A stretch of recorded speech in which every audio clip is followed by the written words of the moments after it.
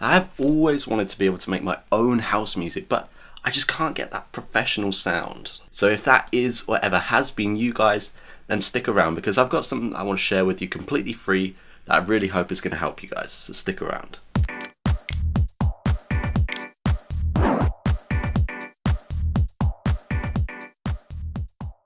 Hey, how's it going guys? It's John Holt here with The Audio Journey, helping make music production accessible to all.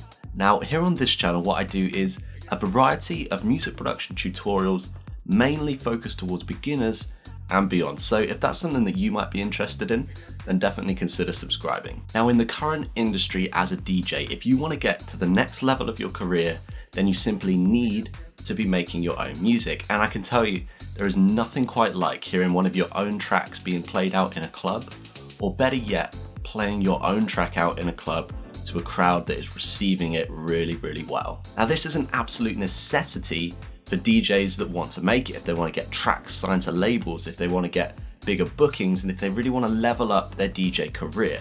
Thing is, it's really not an easy process. Now I am definitely still at the early stages of my own journey, but it's still taken me a really long time to get to where I've got to, and it definitely has been a real struggle at times.